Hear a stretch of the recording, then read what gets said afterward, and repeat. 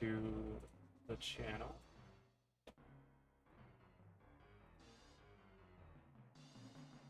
Hey everyone, give us a few moments to get ready, and then we can start this wonderful episode.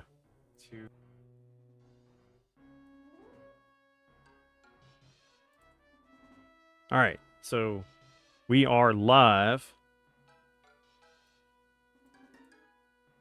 While we're waiting for everybody to trickle in, I can share this out for people.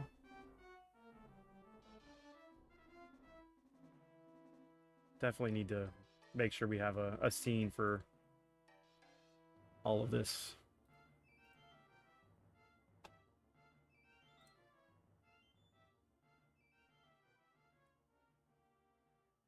And Ryan, let me know if the levels are good, if they can hear the music. I'm gonna check it right now.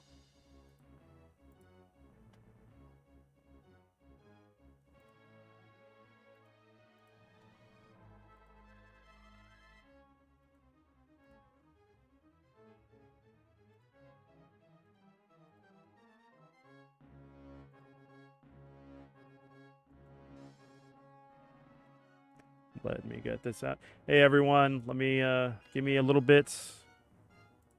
I am sharing this out to everyone. Checking the levels. I promise we'll be more professional about this in the future. Don't worry.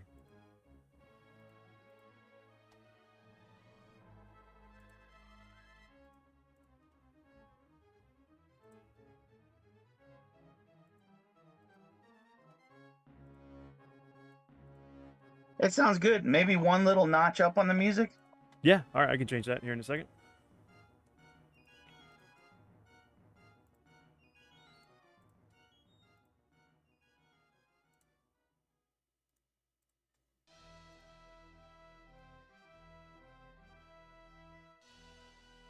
If you want to tell anybody who's come through in the chat right now, hello and everything, and for me.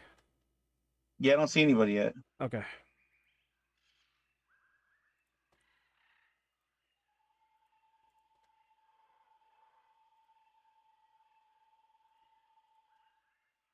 All right, so closing Discord, and then we got 4 watching. So, hey everyone. Last bit of sharing out for everyone.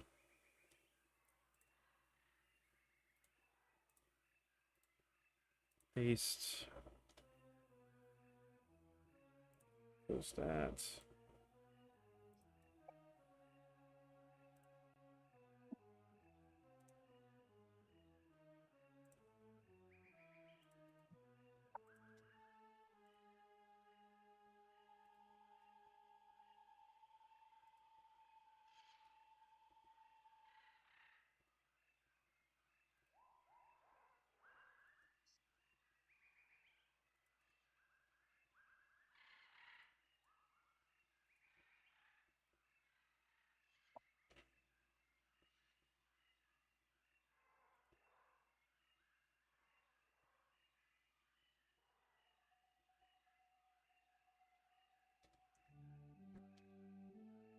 All right, closing Facebook.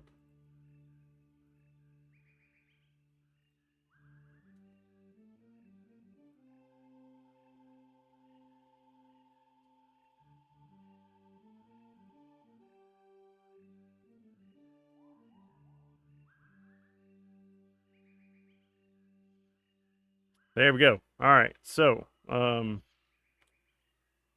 up the music just a little bit.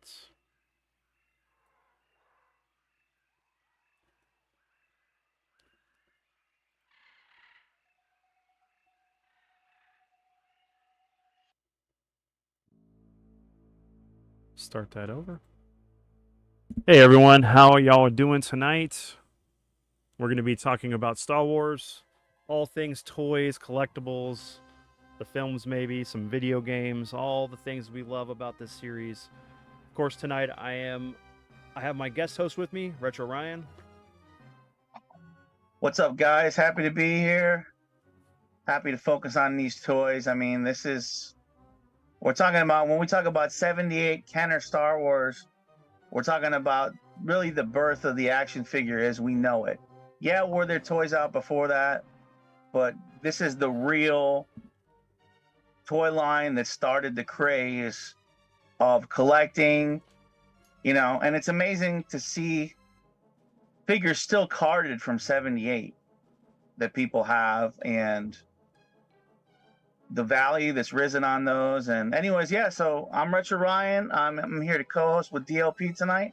You can catch me also on YouTube live every Tuesday night around 10, taking retro game requests, playing 80s and 90s video footage, and playing cover songs. So happy to be here. What's up, Ty Lord? How you doing tonight on this wonderful Sunday? Hope you're looking at the stars, watching, the Empire and the Rebellion fight. Ty Lord of the Galaxy. Yes. Emperor Ty Lord. Ty Lord of the Death Star. Yeah, so we kind of wanted to theme this episode out more on Star Wars. So, of course, I decked a little bit of stuff I collect. Of course, we're going to show some of the things that Ryan enjoys from the Star Wars series. But, so, I guess, where do we want to start with this? We want to, what got us into Star Wars? Maybe what our first figures were. How do you want to approach this? Yeah, start with your memories, and then I'll give you mine.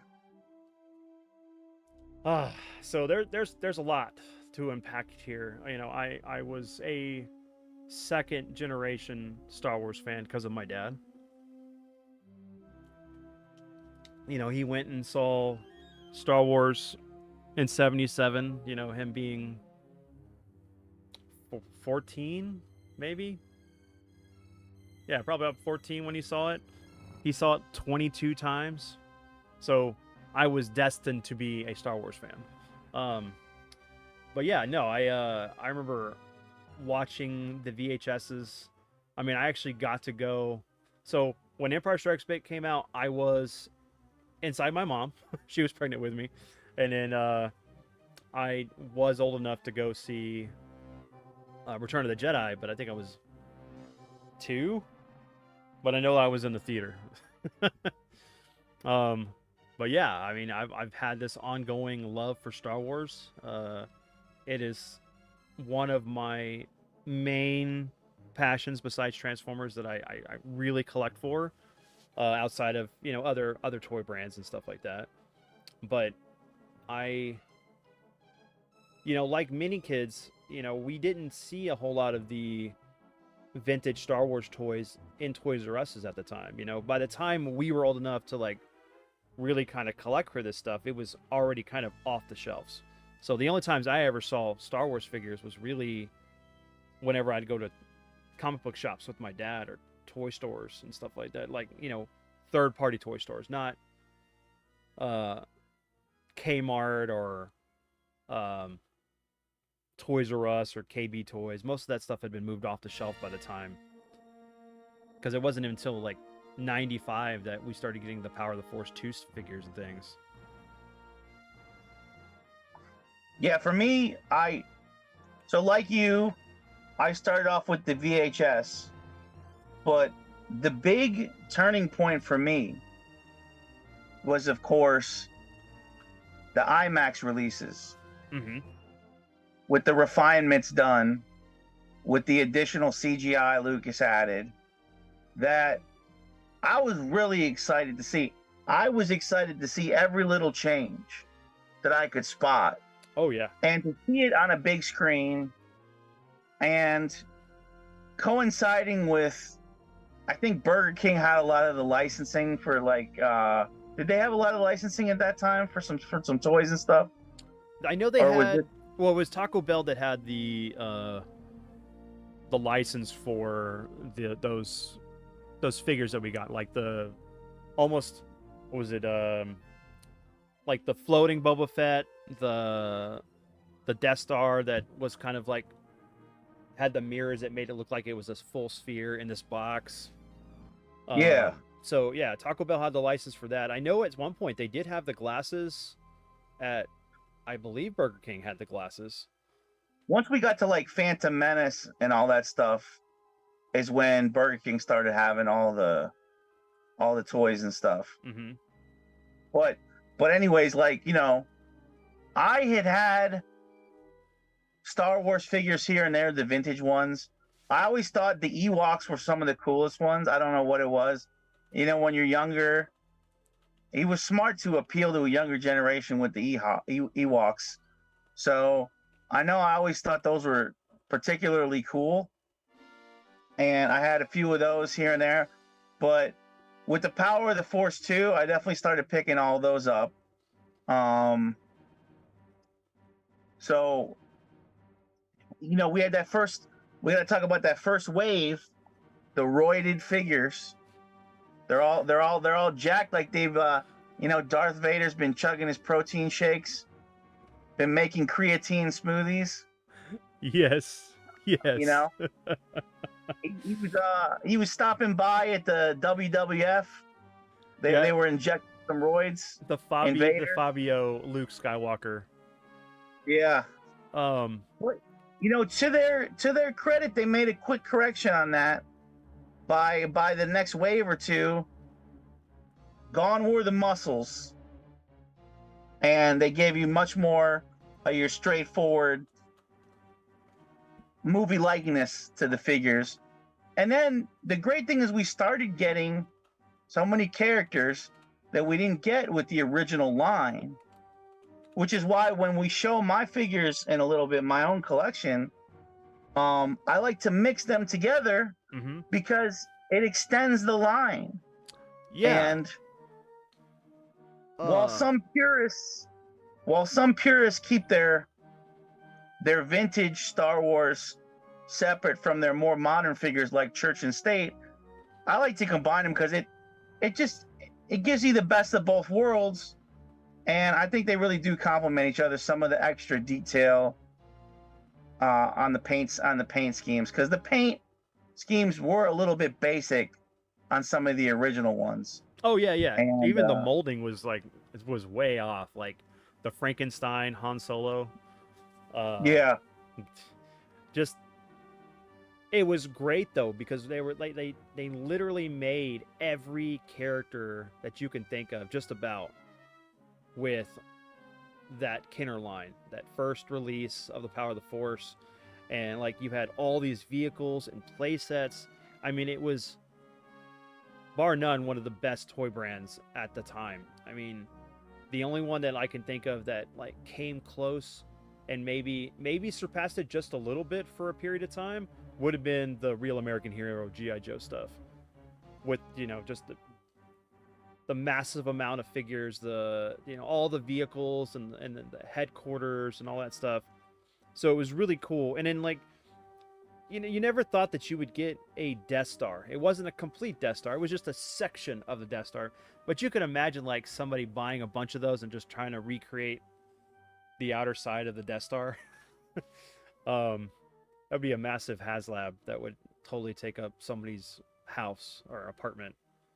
To truly appreciate the Star Wars movies, I really want to cry one small tear for anybody that has not seen these in an IMAX theater, because you cannot truly experience these movies without being on that big of a screen, without listening to the THX sound that these were. Dude, the sound is just unbelievable. The surround sound, the sound of the bass, the bass, like just the way that this is mastered.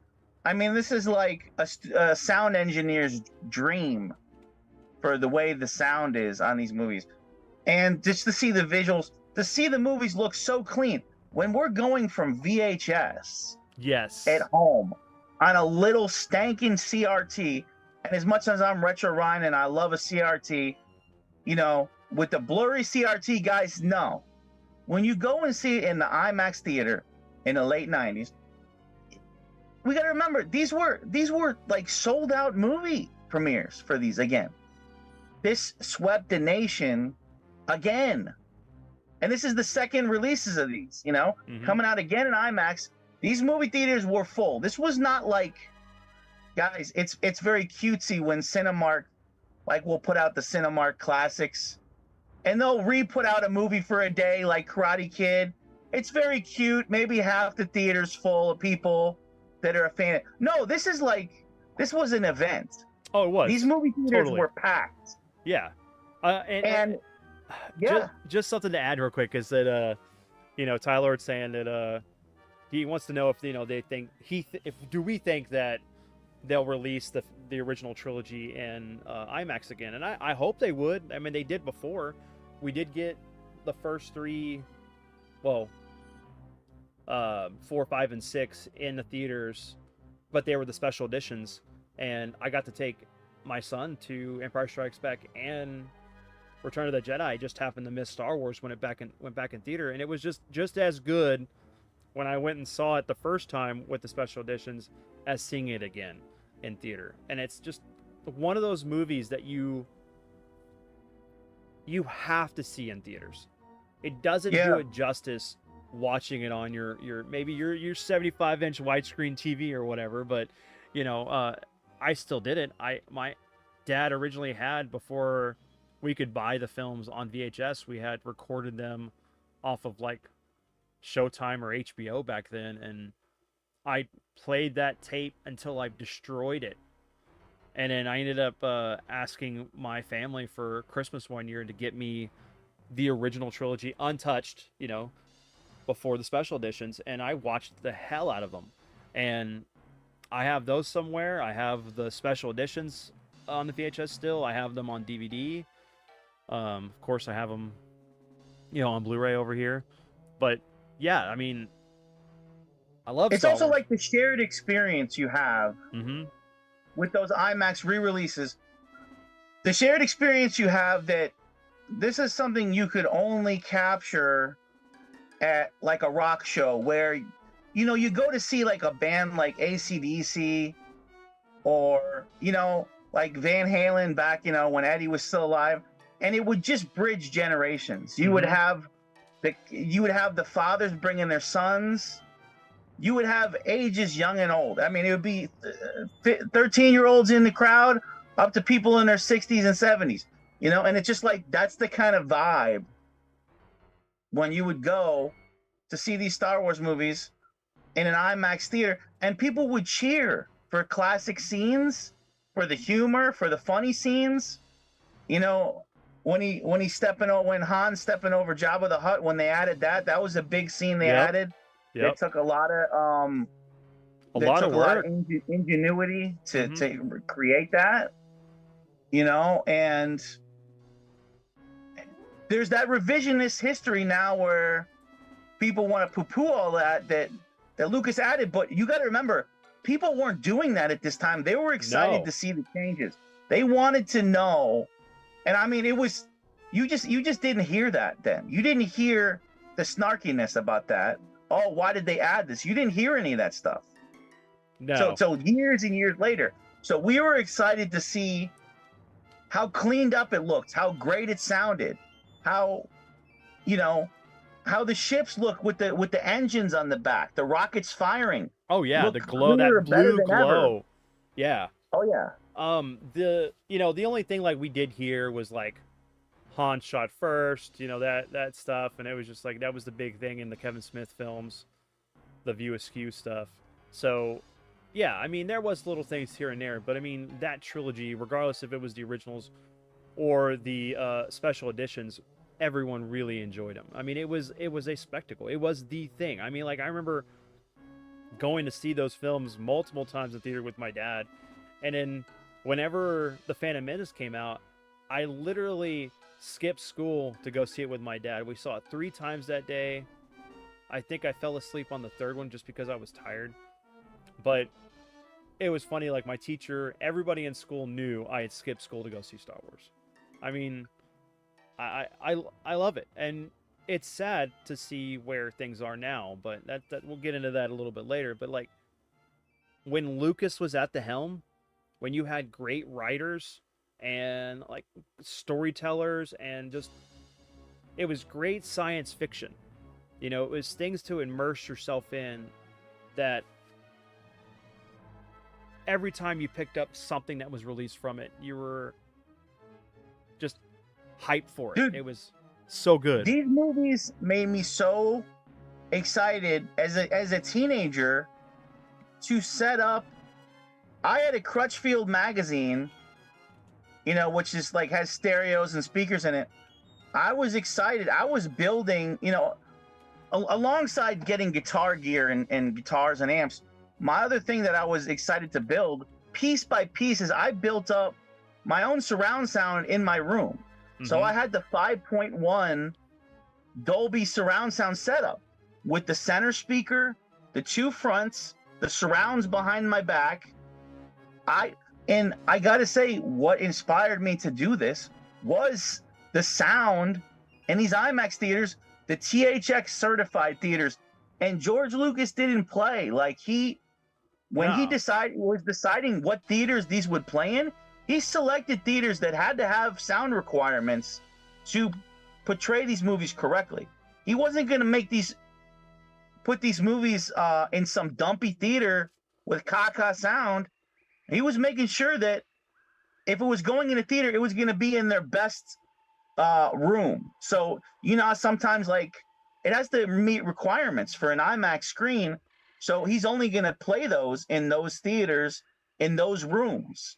It's not going to be in like a little room in the theater. It's going to be with their best speakers, their best sound.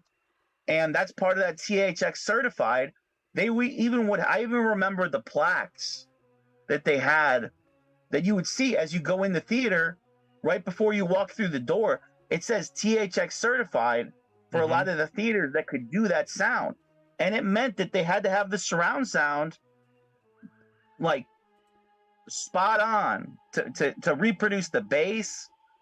And, so it was very, the attention to detail was really big for these re-releases. Oh yeah. I mean, the thing is that like Luke, like my dad said in like the previous podcast that we did with about 80s and 90s practical versus physical, Lucas was given the chance to take these movies and recreate them in a sense and vision that he could without the limitations of what was completely out of his control. The imagination of everything that he wanted to do, he couldn't, but then he could literally bring it to life. And I know that like the biggest difference between the original trilogy and the prequel trilogy is the fact that Lucas had the complete helm of those 1 through 3, and he didn't have people like telling him maybe we should do a different direction. He completely directed those films, and there was some things that were to be questioned about, like the direction he went, like adding the midichlorians and just certain story beats. But overall, it was my Star Wars. At that point in time, I was, yes, much older than my dad when Star Wars came out for him, but this was like my generation's Star Wars, so I enjoyed it. I could look past the flaws and the things that took me out of it because I was in Star Wars. I can't do that with Disney Star Wars for a lot of reasons. But there was a magic, and you see it with the toys. I mean, like seeing Grievous for the first time, man. This character was amazing. I loved him as a villain. I mean, I know he was short-lived, but like just the fact that like you had that animated series that came out just before Revenge of the Sith, and then see him actually in the show and in the Clone Wars cartoon was amazing. Like this guy that's kind of like a precursor to Vader, who's not even force sensitive, but he's organic and cybernetic at the same time, so was really cool. And then like getting to hear his story, and that was the thing, is like you wanted to hear about even the lesser known characters because of how cool they were. And you don't have that, of course, with what's going on with Disney. I mean, Mando's great, and I'm going to get into this whole rant, and I don't want to get there yet. But those films, just like that, the first 6 films, and then like all the books and the comics. Yeah, seeing Christopher Lee, yeah, dude, as Count Dooku, like such a cool villain. Having Ewan McGregor as Obi-Wan Kenobi and getting to expand and beyond just Alec Guinness, getting to hear and see his backstory was so amazing. Um, you To know, have these re-releases in IMAX also hype up the upcoming release of Phantom Menace inevitably, you mm-hmm. know, to be the precursor to that. He knew what he was doing. Lucas knew what he was doing with that too, because it's like so much hype was building. What's it gonna look like? The prequels. What it was a big deal. Oh yeah, yeah. Because I mean, I know people are going, well, it looks so flashy and new versus like how gritty and dark and dingy the original trilogy was. But it's like it was a time before the Empire, before they ran it to the ground, and uh, and Tyler, I'm glad that they canceled the Acolyte, and I hope it just stays in obscurity because it's totally a fan fiction to rewrite Star Wars, and it failed. Ha ha ha! Kathleen Kennedy, you suck. Anyway, and I just gotta pull this down for Ty Lord here. There you go, brother. There's Dooku. He's a little dusty, but A Dusty Dooku. he's a dusty Dooku. Yeah, but yeah, no, I mean, there's so much to love about Star Wars, and it was like so cool because like for a period of time we did not have a film for Star Wars. I mean, you're looking at 83 being the last thing, and then we had Yeah, it was that dark. It was that dark age of when they weren't even really putting out toys until the IMAX re-releases came out. That was a long period of like dormancy. yeah, you're looking at like from 83, and then we got the 2 Ewok films. We also got the Droids cartoon and the Ewoks cartoon. And that was kind of it. Everything else was continued through novels, the different, like the Marvel comics and the Dark Horse comics. You had like Rogue Squadron, you had the Dark Forces. I mean, you had the video games that tied in, and that was what was the magic about like everything that Lucas was doing with Star Wars was one, what he did with the special edition trilogy, and then later on with the prequels was he created technologies that have far beyond advanced with what's going on in film and cinema now. But if it wasn't for those innovations that he did, we would have never gotten some of those films. Like, I don't think Matrix would have been able to happen if we didn't get some of the technology that ILM created for the prequels or well, technically the special editions, because that came out before the Matrix. But we had the games, all this stuff like they just like expanded the universe, and that's why like the expanded universe, the term for Star Wars at that time under Lucas, was so awesome because it allowed you to have this sandbox that you could, as long as you played with the sandbox right when you're writing these stories and it fit within the lore that had been established, you were okay there. And then you could do offshoots, but you never had these things that was like it's an agenda. It's like let's insert these things here that represent our world that have nothing to do with this universe, that like what goes in our world would be completely alien in Star Wars. But the we like Tyler said, we were hungry for Star Wars, totally hungry for it. We had the Micro Machine Star Wars figures. I love those. Those are so awesome. You could have like full armies of like stormtroopers and rebel troopers and speeder bike troopers and or the scout troopers, and you had these miniature ships. It was really cool. You had these play sets that were There were heads of like different characters that you would open up and it'd be scenes from each movie, and they were so great. And then you you had this span of time where there was like really nothing, and then Star Wars started to like have this big resurgence, and that was of course with the Power of the Force 2 stuff that happened in 95, and that was awesome. I remember my one birthday, my dad got me the Millennium Falcon, I got the X-Wing, Luke's land speeder, most of that first wave of the figures, and then I'm trying to think of what else. I think I got a TIE fighter. And I was like, it was an awesome freaking birthday. And dude, I'm 14, man. I love Star Wars. Like I did not care what people thought about how much I enjoyed. I would wear Star Wars t-shirts to school until we had the standardized dress code and stuff, but I loved everything Star Wars. I still love everything Star Wars except for what's going on right now. Yeah, we could. Well, it's like let's compare the two. I mean, it's like we got that dormancy from 83 to like 95 or whatever, approximately. Mm-hmm. And then we got this oversaturation now. We got too much.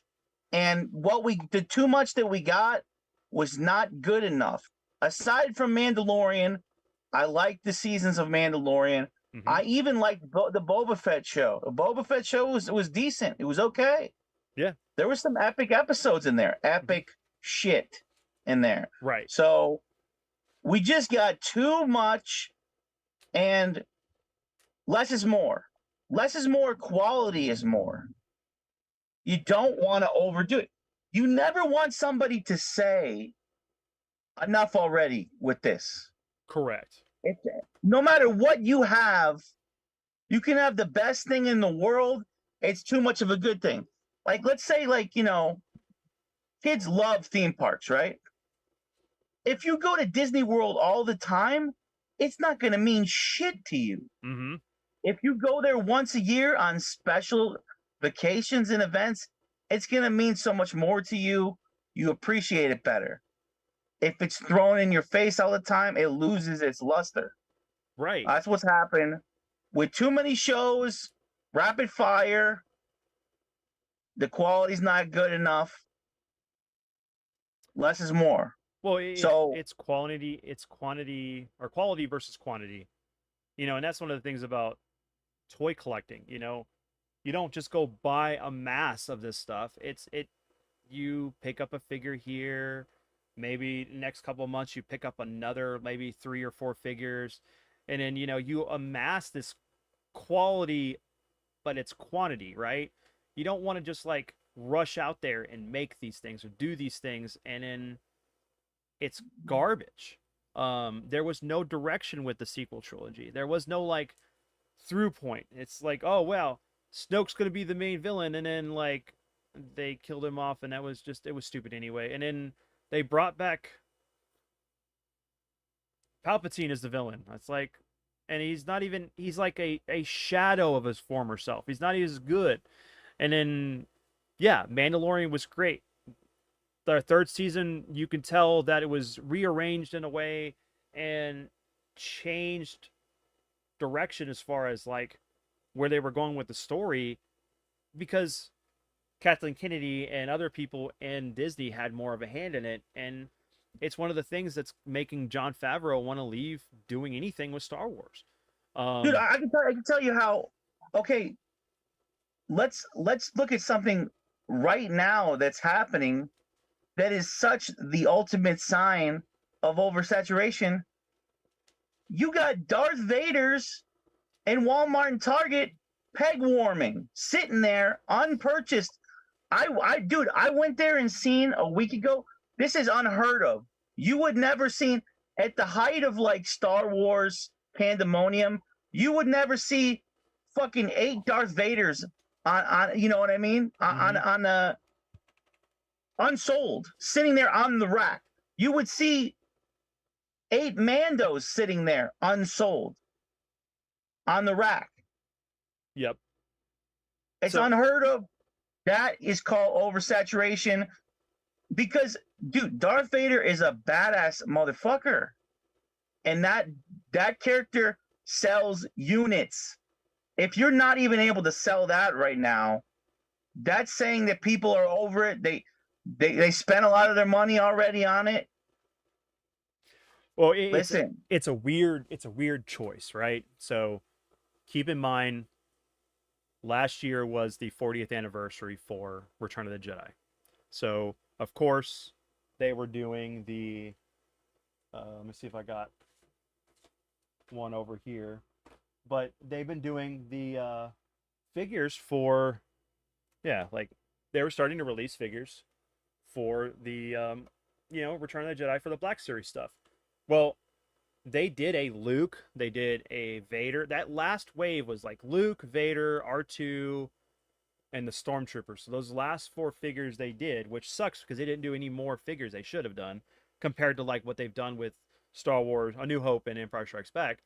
But those figures were really hard to find. Like I still don't have a Luke for that wave because I want him to have him with my carded figures. I don't have that Vader because that Vader was really awesome because you could take off the helmet and you could have, him without the helmet. You had the R2 and the Stormtrooper. I got the Stormtrooper. He's over here, but you did that last year and now you're releasing another Vader this year. It's like, yeah, of course it's a peg warmer. Like you've released two Vader figures, actually probably three Vader figures within the last 3 years, and like how many Vader figures do you need? Why aren't you making like more aliens? It was awesome to see that they're going to do Hammerhead. They were doing the I can give you Droideka. some ideas of things that would sell. I could tell you as a collector, and I know you would agree, this is what people would want.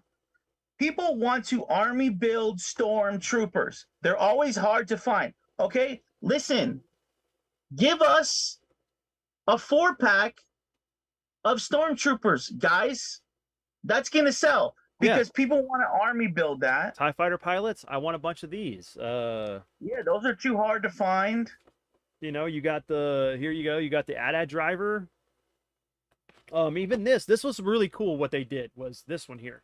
This is the indoor rebel trooper, of course, and he comes with two heads.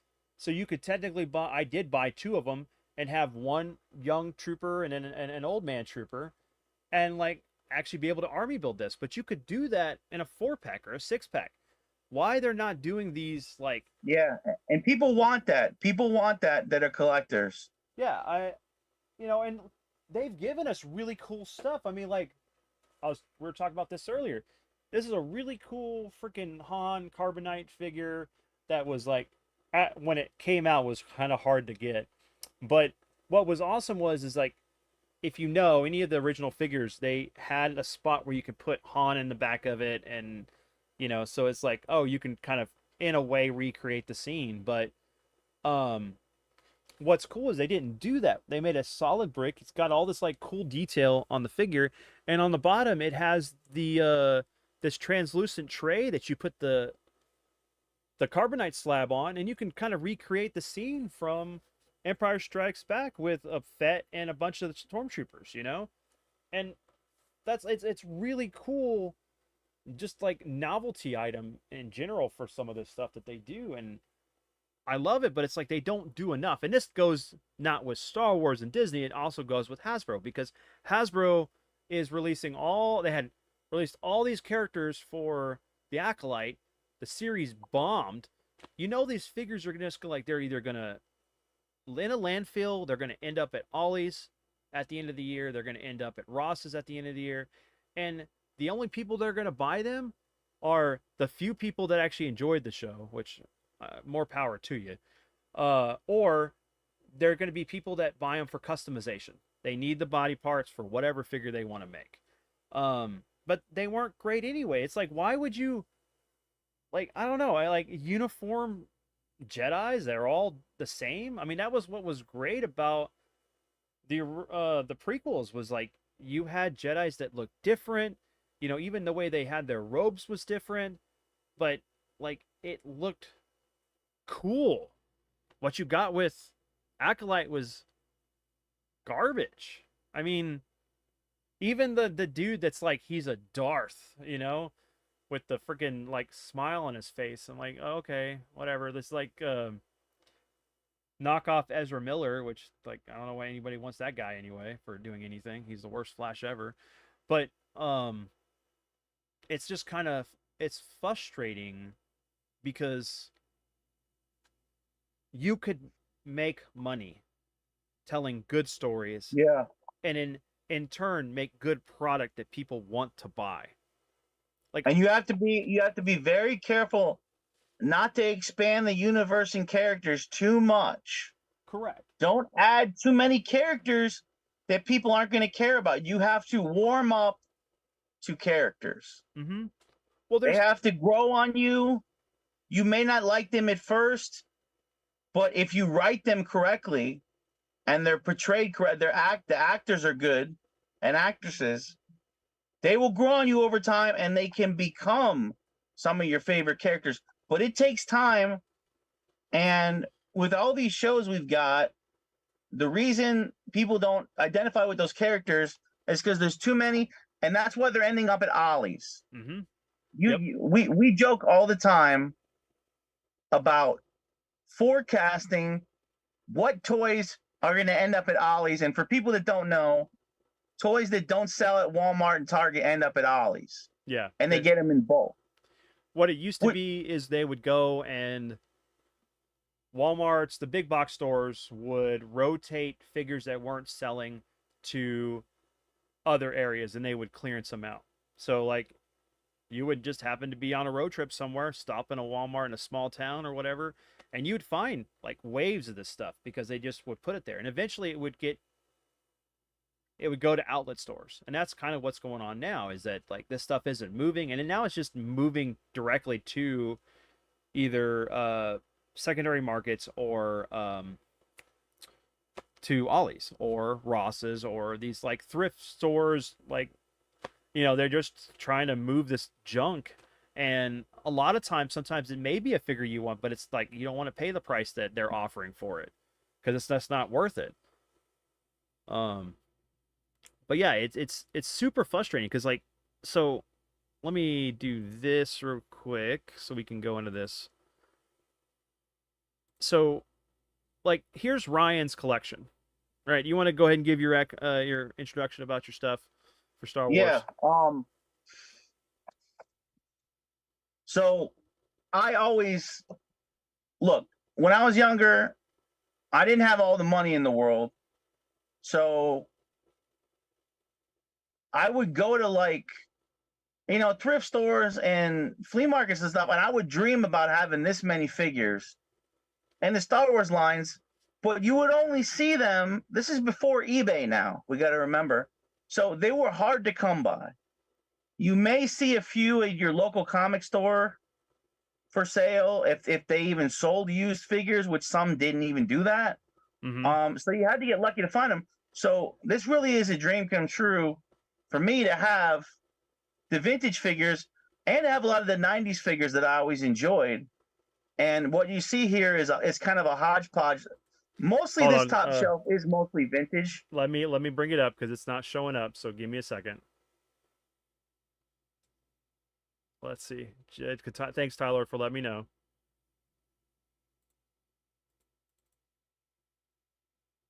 Oh, the picture isn't? Yeah, its picture's not showing up. So let me. Hey, at least we'll know for next time. Yeah, no worries.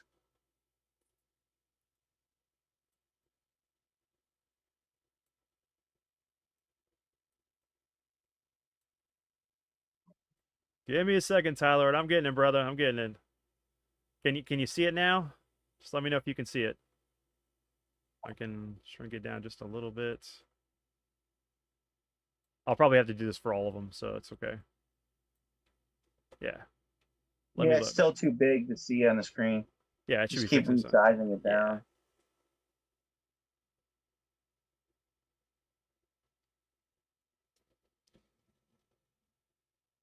Just one a little bit more small. There you go. Yeah. That's nice. That's good. So I got that one. Um, Yeah, go continue, and I'll work on the next one after that. But yeah, I mean, you can see I have a lot of the Ewoks too, front and center. I really like them. When I display these, this is kind of nerd talk how we display stuff, but if you see, I take a lot of time to. First of all, these are a bitch to get them to stand up, guys. I can't tell you.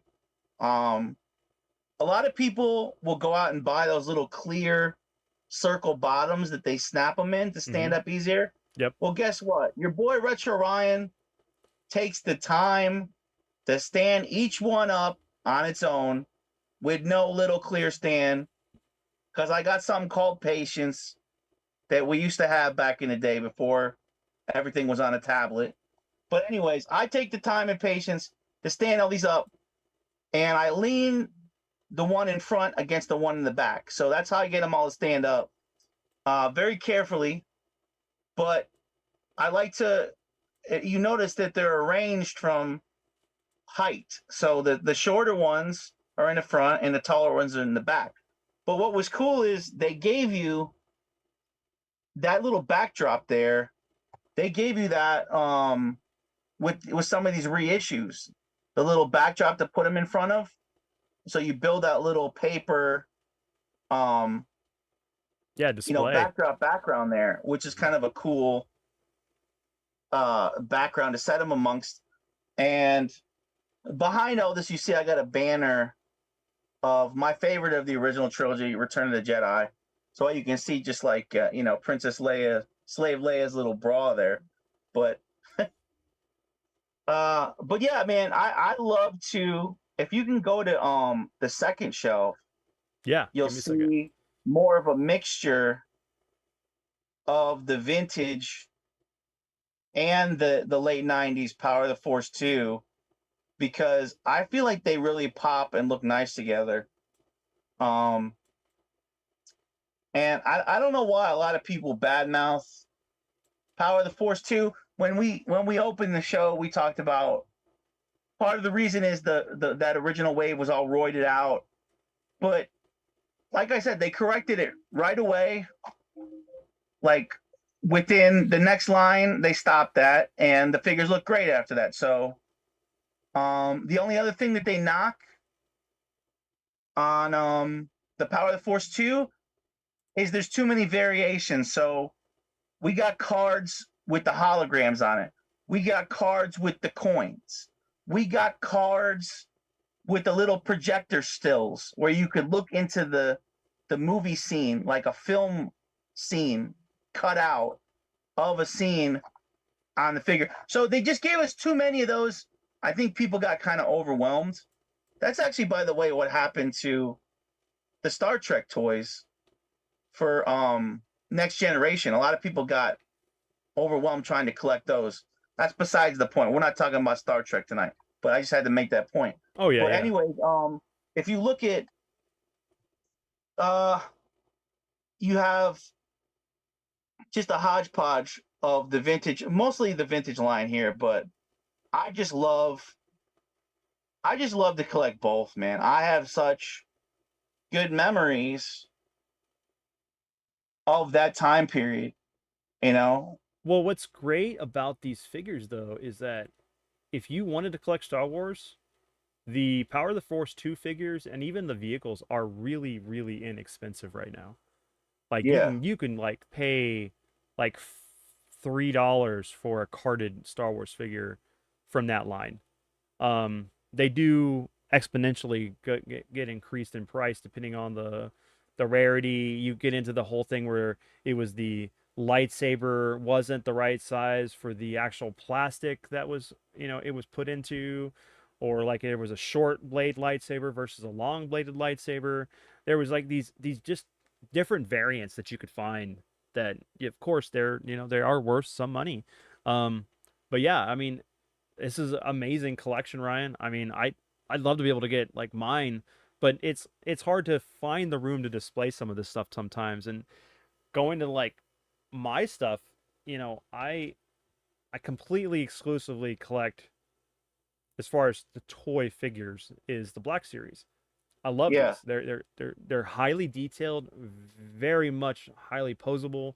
With like the vintage here for you, even the Power of the Force, they were very limited. I mean, and it wasn't until like we got into the Phantom Menace that the Star Wars brand changed, and they were highly detailed for that 3.75 inch figure. Um, and then they're still done today. I mean, you got I'll pull this up here, but let me change the screen just for a second, and I'll go back here, and we'll go stop sharing, and I'll bring this up. So this is Expanded Universe. This is Star Killer. I'm so happy to freaking get this figure. Let me take him out of the clamshell real quick, but uh, Was that expensive? I think so. I mean, I got it at a good price from my buddy Rob, um, but yeah. So I could never find it. I wanted this as soon as I found out it was being made. But I Yeah, mean, I've never seen this figure. it's so cool, and this is from the second game, of course, which is here. So right now, Vince, they're still seeing my picture. Give it some time. It'll switch over. It should anyway. No, it's blocking it though, man. Is it blocking it? Yeah. What is going on? I blame you. I man. And I don't blame you. I blame freaking OBS is a mess. All right. Here we go. All right. Sorry guys. I will get this figured out as we go. But yeah, here we go. This is a really good Star Killer figure from the second game. Yeah, my image is still up, man. Give it a minute. I just took it off. It was OBS. Okay. Yeah, it should pop. There we go. Yep, now you're good. So, and then, of course, on the back, you got other characters from the expanded universe and like stuff. But like these figures are really, really detailed. You mean you got arm bends, you got wrist articulation, knee bends, ankle tilt and stuff. And then, of course, that's from this game, which was awesome. Which sucks that we didn't get the third game to this because Lucas decided to sell Star Wars and all that stuff. But yeah, I just wanted to show that. But you can still get like Hasbro has the Black Series, the bigger figures, and then they have the vintage. So for people that want to collect the old cool style of stuff that like what they collected back when they were kids, or maybe I think it's cool too. I just want to say the fact that like you can go on eBay and buy a lot of carded Power of the Force 2. I mean, you could for like $100, you could probably get 30 of them shipped to your house, carded. 30 or 40 carded. And you get right in on a collection. Like you don't have to, because a lot of mine that we showed were vintage and kind of pricey, some of them. But if you just want to have like, say somebody's listening that's more of a casual toy collector, you just want to have like a shelf that is strictly for some Star Wars figures to show your passion for the movies. You want like one little shelf to display all those. Man, that's a deal to be able to buy 30 because they sold so many of these is the reason for that they're still affordable. To be able to buy 30 to 40 carded, oh yeah, for like $100 something, and that's like three a figure, $3 to $4 a figure. That's crazy, man. And like even for like if you have a child like a daughter or a son that's kind of into Star Wars, and think they could open all those up and as a gift.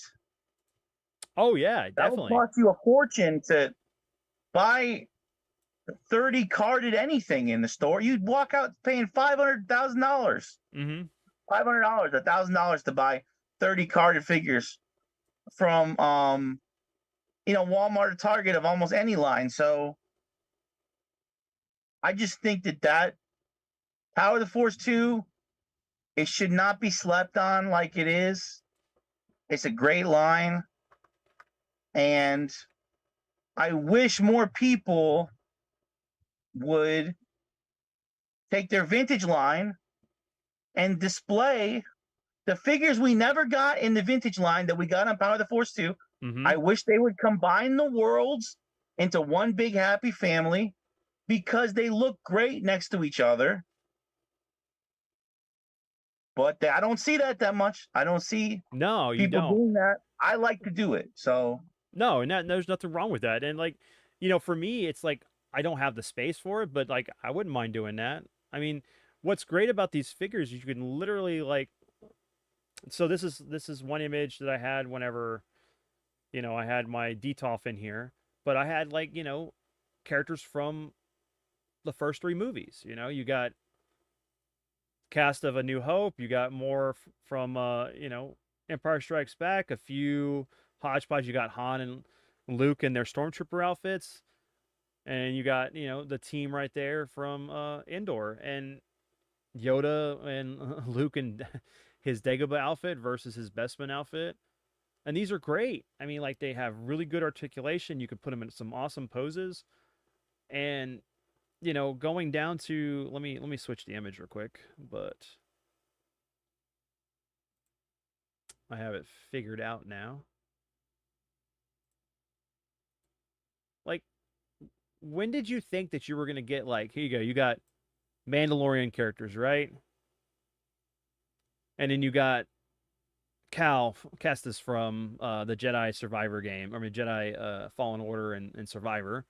You got another Mando here. You got the whole crew right here for Star Wars Rebels, and you got Jaina Solo, so like Han and Leia's actual daughter, not the Kylo Ren garbage that we got. And then you got the characters from Rogue One, which is like the only good movie we got out of the Star Wars from Disney as far as the movies are concerned. And then you got like Hera, you got come on, I can't remember his name, but he was one of the guys um from Rebels, and he's been in like the Star Tours and a couple other things. But it's really cool to like have these cool collectibles for like different things outside of the original franchise. And then you got like I was messing around. I never finished doing this, but like you got troop builders. You got Grand Admiral Thrawn, like a book from Timothy Zahn that at the time like he hadn't even showed up in Rebels, and it was really cool Winnie to get to show up at Rebels, and then now he was in the Ahsoka series, which I didn't watch because I heard bad things about it, and I just was like, I'm gonna speak with my view and my wallet. And I'm not gonna support things that are garbage. But you got I'll be Emperor right back, Vince. Palpatine. Yeah, all right, Emperor Palpatine right here. In his throne, you got Tarkin, you got Piet, and oh come on, what's his name? The other Veers, General Veers, and you know, uh, and on the bottom here, I have like the bounty hunters. I have a Gamorrean guard and an Imperial probe droid. And then it's just like it's really cool to like collect these things that represent stuff that we enjoy, and you're getting to see more aliens, but like this is quality right here. It's not all this other nonsense that we've been getting with the Acolyte or with the Kenobi series, where they retcon things that wouldn't have happened and completely mess up continuity with the series. But I love this stuff. This is my passion. I enjoy Star Wars. Yes, Peter Cushing. Yep. The Force is Delta Force with Chuck Norris. Is the Force the Triforce? Let's see. Power of the Force sucks, Ryan. Wow. Remind me to never say what I. Hold on, let me see. There's that. What army? Because that's some trooper army. I have more. I have more troopers. I just didn't have enough in that photo. Um, but I love this stuff. This is like what I enjoy, and it frustrates me because like Star Wars is one of my favorite franchises, and to see it one completely destroyed in the eyes of the public and future generations. Like I can't even like there's a point where Star Wars isn't going to work for me to pass that on to my son, you know? He's going to see quality and like this overabundance of awesome stuff that was like why we love these things, and then we're going to get garbage where they force identity into it that you could have wrote better. You can have these characters be whatever you want them to be, but like literally make them believable. Don't like force feed us this stuff that doesn't make sense. It's like Kenobi, you know, that whole scene where Vader's choking Reva and gonna kill her, and like she's like Ertz out. I mean, she's like is able to say that he she put a tracker on the ship, and it's like I'm sorry, this one person completely like stopped Vader from killing them, but like anytime anyone failed him in Empire Strikes Back, they all died. They were force choked. No, I'm sorry. He would have killed her. Like and then like the whole thing where they had the fake ship flying off and he lands it, I mean he grabs it and pulls it down and then they take off. And it's like the force doesn't work that way. He would be even more pissed off and more channeling the dark side energy of the force and pulled that other ship down and probably crushed it and they would have all died. I'm like, you can't write this stuff without like completely not understanding how like the world and the sandbox that you're working with works. And I'm ranting. General Veer is one of the, that one Jillian Glover plays. I believe so. Yeah, he was the one that was in uh oh come on, The Last Crusade, Indiana Jones.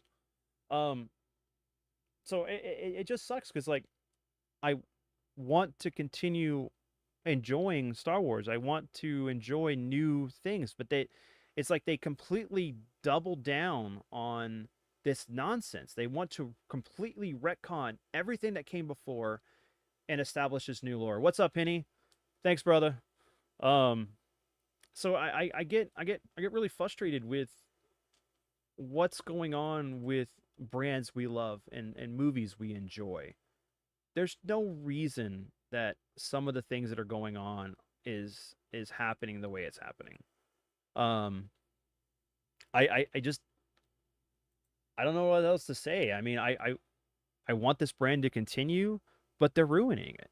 Um, you know, I'm hoping that like the success of Deadpool and Wolverine with how good that was, and it was such a love and fanfare for individuals that, you know, love these properties, that in it's breaking records and sales, that like Disney has a real idea like, hey, you know what? Maybe us pandering to people that don't care about this stuff and like trying to get them to buy our product that no one wants to buy in the first place. Hey, Henny, ask Vince about the new Star Wars TV show. um, but it just sucks because Luke would have never killed or tried to attempt to kill his his nephew. Um,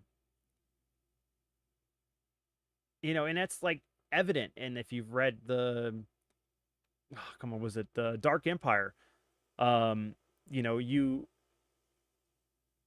it's like these guys, they come in, they don't know anything about this product. It kind of reminds me of like when I worked at Best Buy back in the day. I remember I came in to get the job and I was like, all right, I want to work in media because that's my expertise. I know films, I know music, I know video games. I can sell the hell out of that stuff. I can sell computers. And this guy goes, "Well, sell me this phone." I'm like, "I don't know nothing about a phone. I'm telling you what I can do and how I can make you money." Put like take people that have the skills and put them in the positions that they know they'll work well at. Don't put somebody that has inexperience, has no idea what they're doing, and have them try to do something. What's up, Edwin? Oh man, I can't wait for season 2 of The Acolyte. The power of one, the power of two, the power of man. God, that was so stupid. Oh my God. And that was the whole thing. Like the whole, what is it, the immaculate conception of these two twin characters. And it's like it completely undermines the power of and the importance of Anakin being the person that was for. It completely undermines like what Emperor Palpatine was doing to manipulate the Force to create him. Um, I'm like, there's so much, man. I will never watch that show. I've only seen people review it. I'm like, I never wanted to because I knew way beforehand. You guys can go check like multiple podcasts where we talking about what they were going to try to do with the Acolyte and how it was a vehicle to course correct and retcon everything that Lucas had established within the original Star Wars trilogy and make it their own. It's like back in the day when people would write fan fictions and they would put like their character in these fan fictions and they would kill off the main character and then the show or book or whatever would be about that character. And that's freaking annoying. It's like we haven't moved past this nonsense. It's like hire people that know the lore, that understand this stuff and enjoy this stuff so that way we can have good stories. You can write good stories. There's no reason not to write good stories. I mean, there's tons of characters. You could have literally done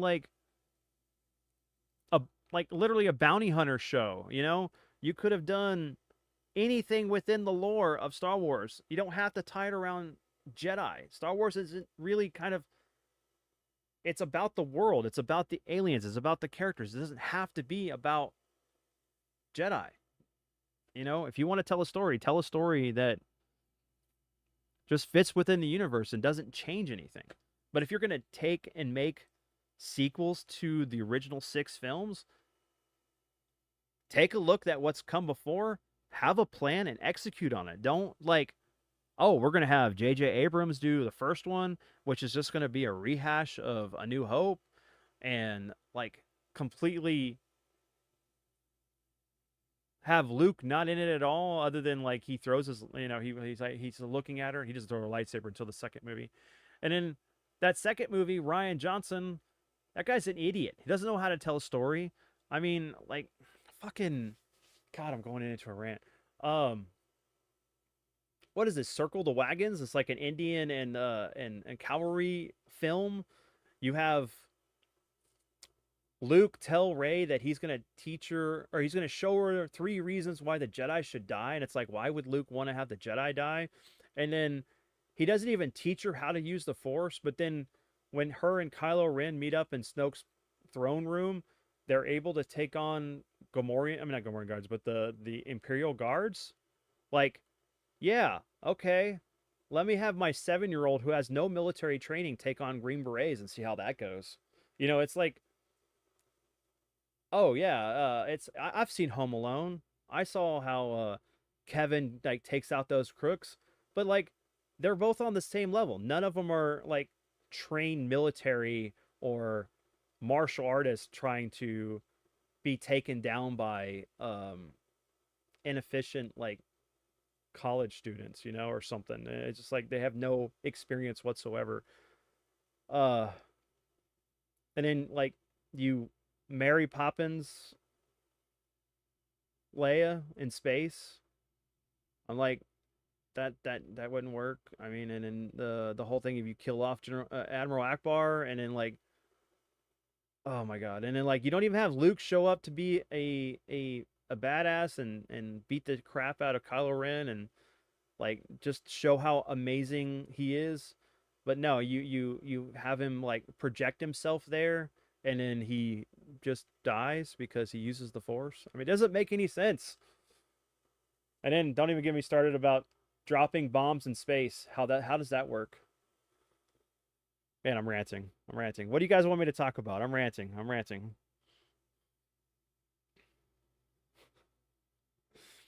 Star Wars related.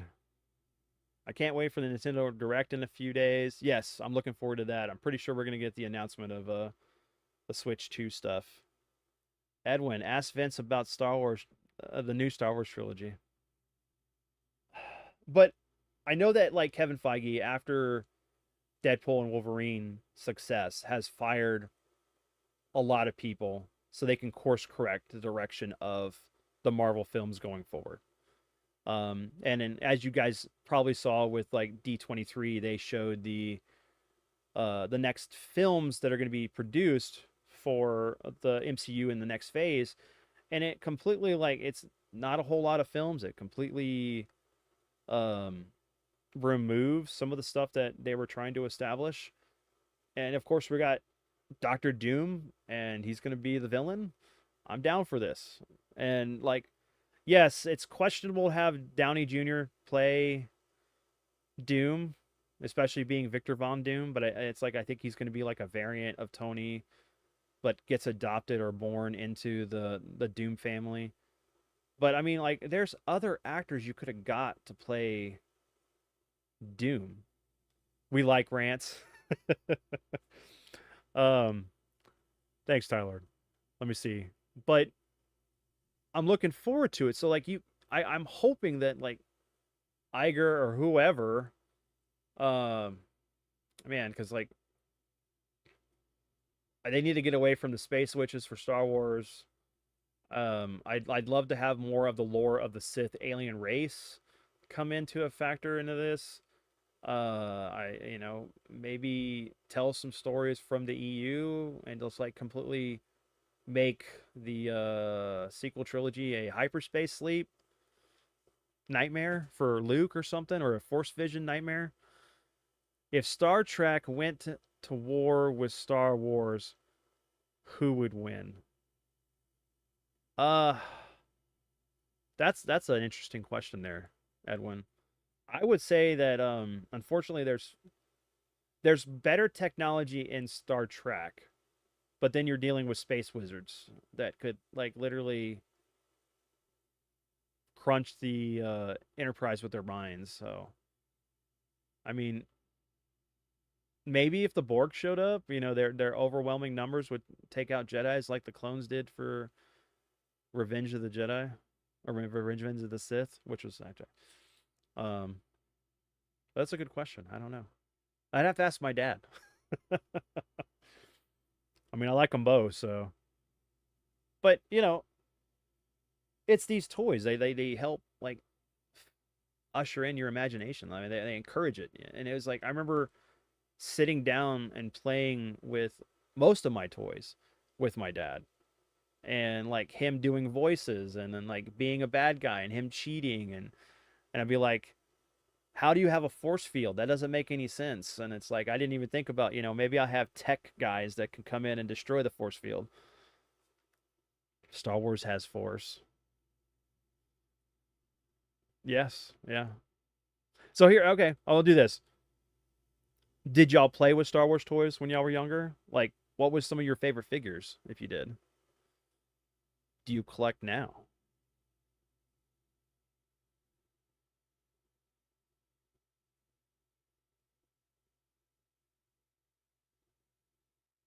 But I am frustrated. I love Star Wars. I just hate seeing it. If it's not evident, I love Star Wars. But I can't stand the direction that like Kennedy and Filoni and Iger and some of these other executives are deciding to do with this franchise that is a moneymaker. I mean, it is literally prints you money. But then you also want to attack fans who criticize what you're doing with the series, call them men children and blah blah blah. And it's like they've been there from day one. They've been like bankrolling your profits for a while now. But then again, I think about like that's Hasbro and then Lucas. Disney is a whole other matter. But like when you attack your fans, you're not gonna have them be there for you for what's going on, because it's like not everybody enjoyed Star Wars. Like not everybody wanted to watch this stuff. It was a geek thing, even though it was really popular when it came out in 77, and we had to keep it alive. Star Wars toys definitely were more popular as a kid what I remember. I only saw adult Star Wars. I only saw adults watching Star Trek. True. You did have figures. You had the Playmates line. So and that covered from the original series, Deep Space Nine, Enterprise. I don't know. I don't actually.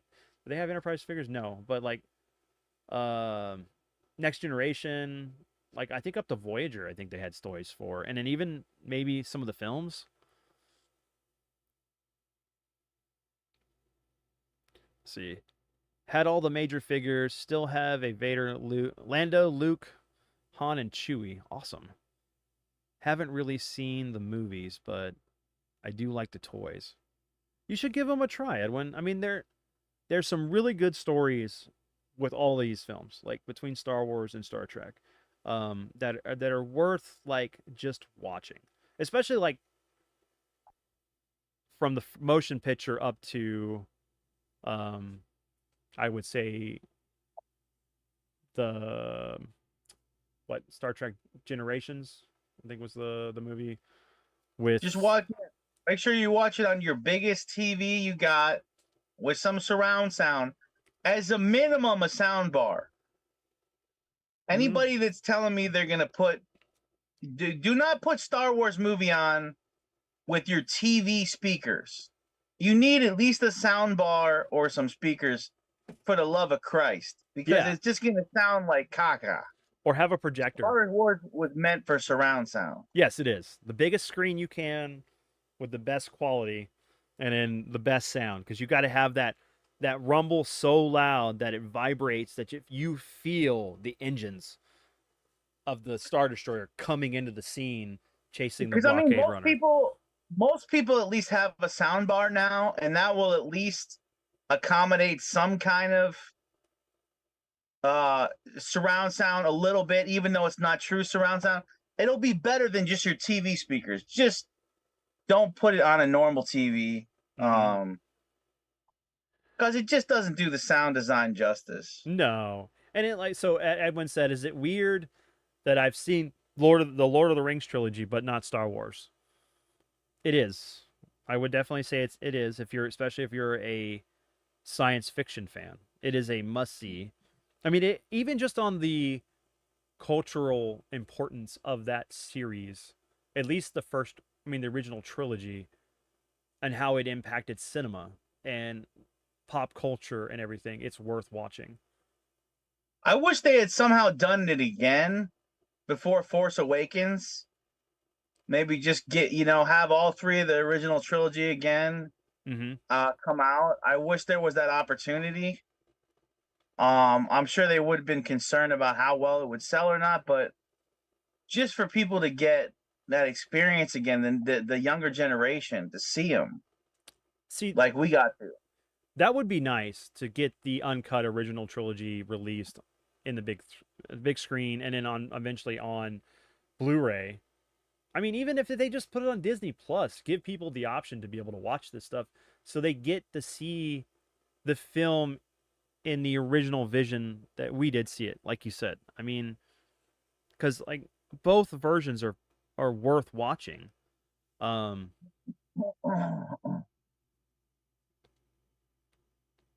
good, Edwin. I look, man.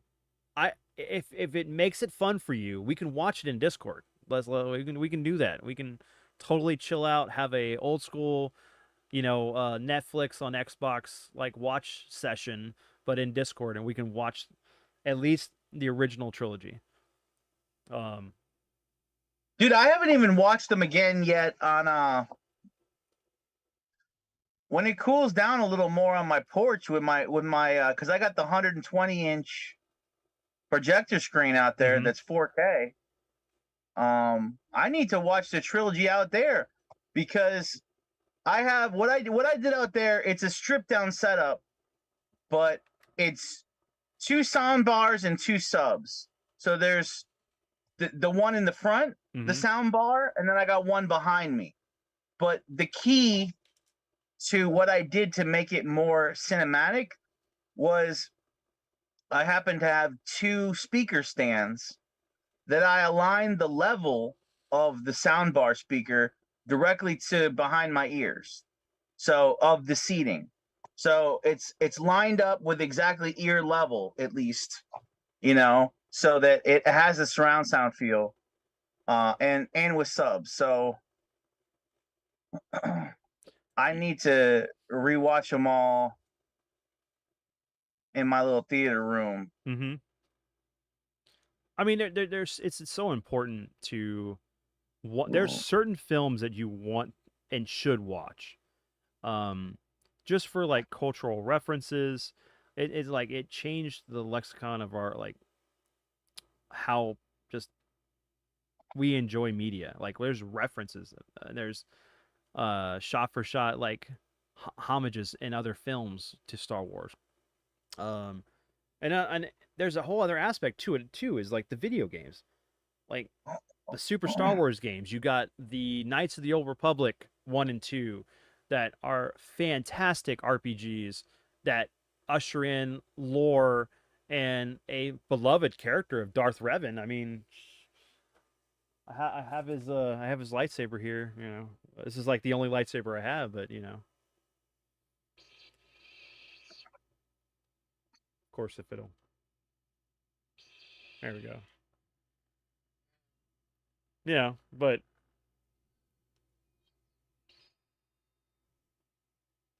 it's like how many times you get to have like cool stuff like that. But anyway, You know what? The other thing is,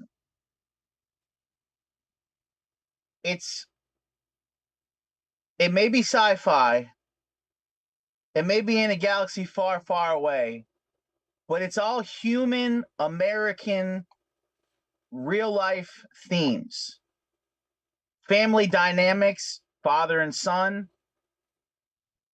you know, hopes and dreams, mm-hmm. what your future, just like, in Back to the Future, the trilogy, it's about a lot about growing up. The Star Wars movies, there's a lot of that you see through Luke Yep. training from Obi-Wan, and becoming a man, and just the responsibility of the Force, that by Empire you see him really honing in with his training from Yoda. I mean, these are human themes just like you'd find in a drama. I Yeah. think that's what happens where there's like a detachment with, like some people don't understand about Star Wars, because it does seem kind of nerdy. But when you strip that away, these are human elements beneath the surface here at work. You know, Mm-hmm. That's definitely the thing about like Star Wars in general, is that it's the hero's journey. You watch this average day farm boy kid like become this hero that saves the galaxy, you know, and his journey through the process. You see him go through trials and struggles tribulation. and yeah, tribulations. You see him get hurt and damaged. You know, there's emotional struggle that he goes through when, you know, with his dad. There's the losing Obi-Wan, that like it was the closest person that was a father How figure about, to how him. about on the other side? You can see it through Vader's eyes and Palpatine. Are you gonna let the people that do you? Are you gonna let people that do you wrong? Are you gonna let the bad in life let you go to the dark side, or are you gonna stay, you know, a positive person? Because are you gonna let that hate manifest? That's the thing. That's the thing about the dark side of the Force and Vader and Palpatine. Mm-hmm. Are you gonna let it conquer you like they allowed it to, and or are you going to overcome it, the obstacles in life, and stand against them? I mean, it sounds corny or wishy-washy, but look, isn't that what everybody happens to everybody in this world? Do people go to the light or the dark? Yeah, yeah. I mean, in what influences you through the environment, the people you interact with, you know, your who are your influences. Um the and that's like the difference between what we got with both the prequel and the original trilogy versus what went on with the sequel trilogy, and continues to kind of worm its way through most of the other stuff that Disney's been doing is like Luke went through these struggles. Anakin went through these struggles, but everyone else around him went through these struggles too. They grew. They weren't the same characters that they were at the start, and that was what was so weird. Like you take these characters, these heroes of the galaxy, that there's nothing but clear skies and like hope for their future. But what happens? You get Luke, who's now turned into Obi-Wan Kenobi, kind of like a drunkard who just completely doesn't care about any of his values and what he became. You got deadbeat dad Han Solo, who is still a smuggler, who didn't grow, didn't change. Like none of the characters, like even Leia, didn't change, even though in the expanded universe she helps restart the Senate and the Republic. She became a high level person within the Senate of Coruscant. But they weren't anything. They were just like throwaway characters, and it's like, oh hey, it's look at that Easter egg moment, or hey, you remember when we did this in this film, instead of letting them have a new path in this story. And on top of that, you have Rey, right? Finn was the better character, and he got completely shafted throughout that whole trilogy. Like he was a stormtrooper that defected because he had a trauma that happened to him, and because of that trauma, he questioned his allegiance to the First Order, right? Then he meets a friend, he thinks that friend dies, he ends up meeting Rey, and Rey is just like the most unlikable character. And on top of that, she just, for lack of a better term, Mary sues her way through the whole trilogy. Like she doesn't have any real training to be a Jedi. She doesn't have any real right to be in the place she is in that trilogy. So Vince, let's take a step away from the original trilogy, the prequels, mm-hmm. the sequels. Okay, we're gonna zoom out now. Okay. All right. Let's go. So we're gonna talk about, at the end of the day, you know what I want people to take away from this? The Star Wars universe. Okay, what's so relevant is this is what I love about sci-fi movies: escapism. Yes. Okay, so as much as there's the human elements that we can relate to, and all these characters and the structure of the timelines of their life, at the end of the day, too, all our troubles we have, like, in the US right now, you can put on one of these movies and escape. Look at an alien race. Look at the amazing spaceships. Look at this galaxy far, far away. Look at the ingenuity and the creativity that went into building this world. It is pure escapism. It is the ultimate top tier peak popcorn flicks that you can put on and escape and have fun, go on an adventure. This is what I want to remind people of, because it's like, that's what kind of tires people out, because we get into the revisionist history of stuff. Some people are mad now about how Lucas redid stuff.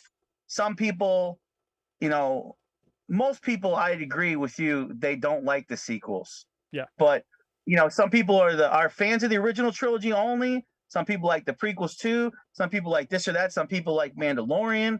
And I love Mandalorian. I love what they did with that. But bottom line is, like, if we zoom out, which I think you need to with this kind of, because it's such a big universe, the Star Wars universe, it is pure escapism in its best form of cinema. That's why people still collect the toys. That's why people still see the movies. That's why they will continue. There will continue to be shows. So I just think that's what people need to remember, to put everything in perspective. It's great escapism when you see the movies, when you collect the toys. It's a fascinating world. to escape in and to have fun in. And especially in the games too, you can live out that Star Wars fantasy Mm-hmm. of playing around in that world. And that's what I think we should remind people of too, that man, put those on and just escape. Well, and that's the whole thing. That's the difference between the original 6 films and what Disney's doing. And it boils down to you have Lucas fans and you have Disney fans. And you know, when it was us back in the day, we wanted to be Luke or we wanted to be Han. We wanted to be these characters that were so iconic. You know, yeah, we had stuff going on in our life. We don't need to be reminded about those things. We want to watch something that can take us away, escapism.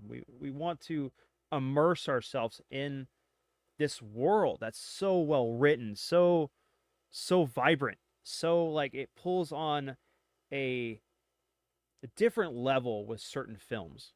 You know, this That's why people love James Bond movies. mm-hmm.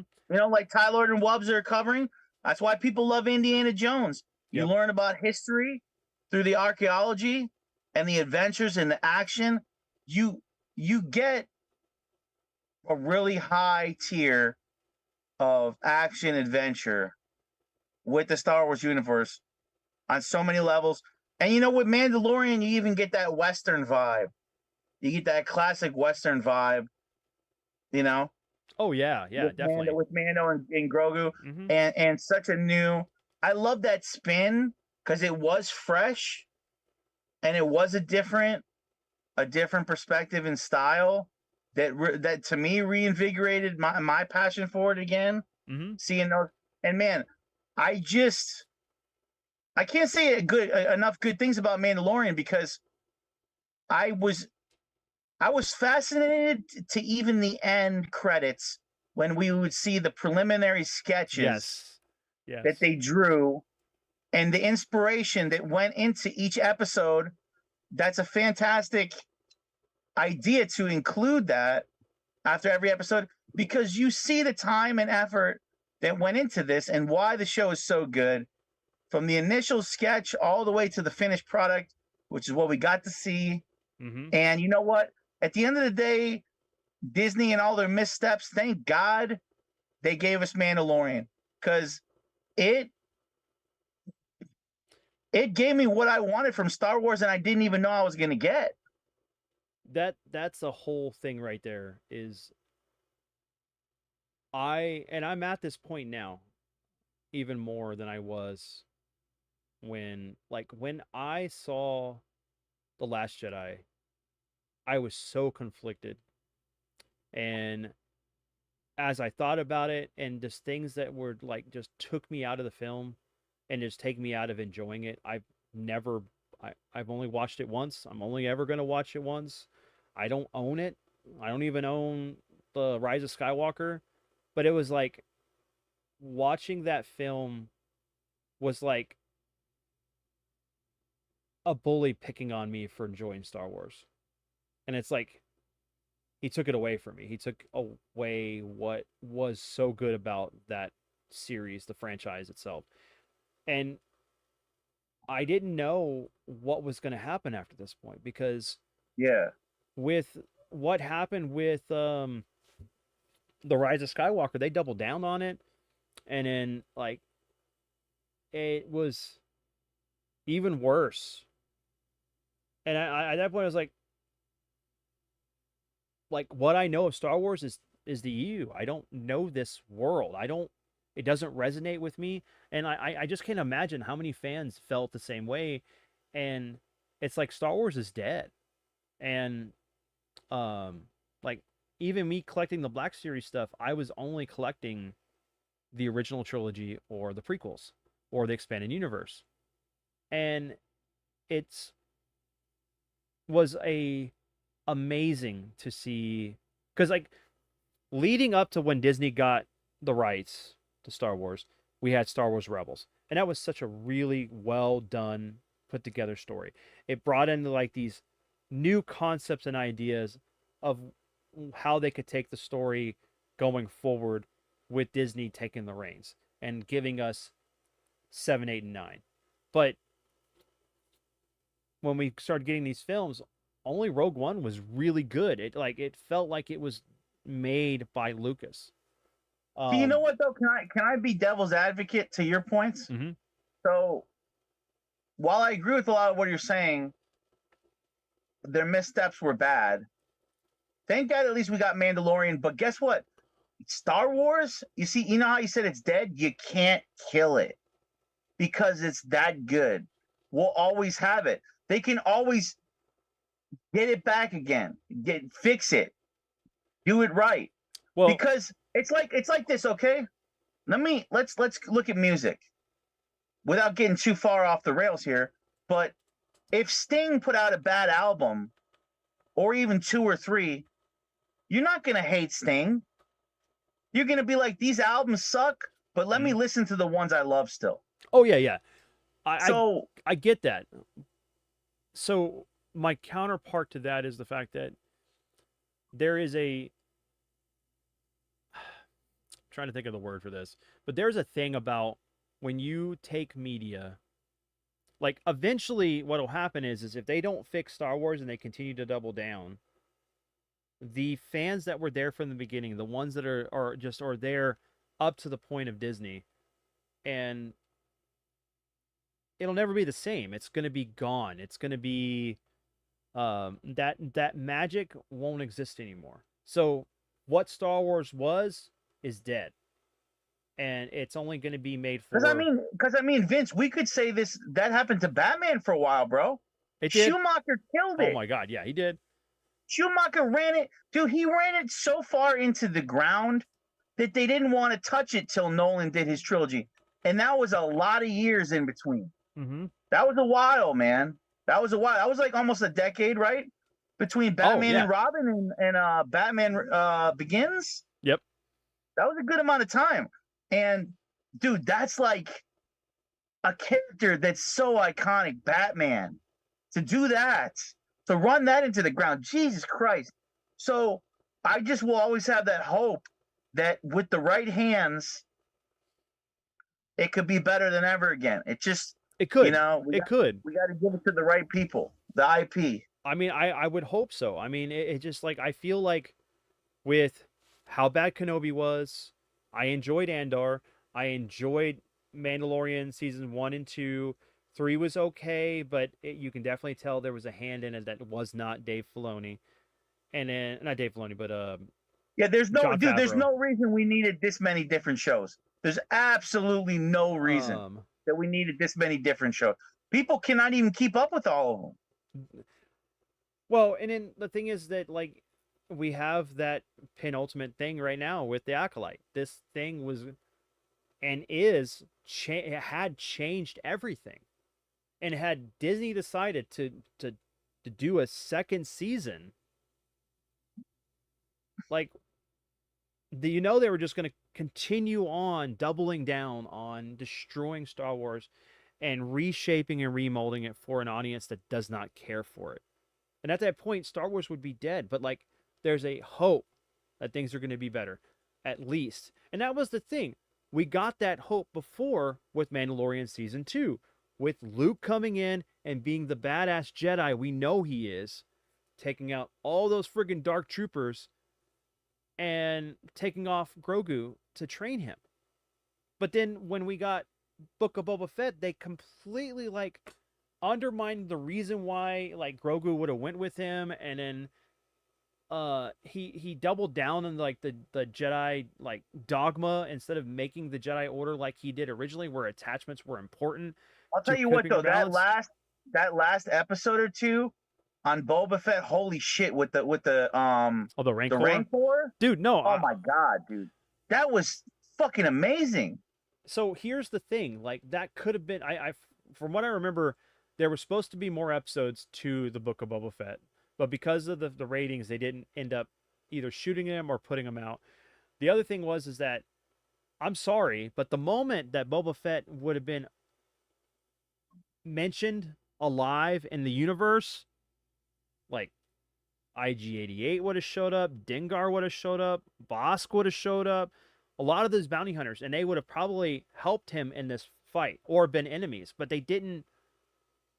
Like, how not bring in these characters that you would have loved? Oh my god, it's like, Yeah. I don't understand how you could just miss the boat. Did Favreau have anything to do with Boba Fett? He did, but he didn't. He didn't have full creative control over it, because you can definitely tell like that show had a change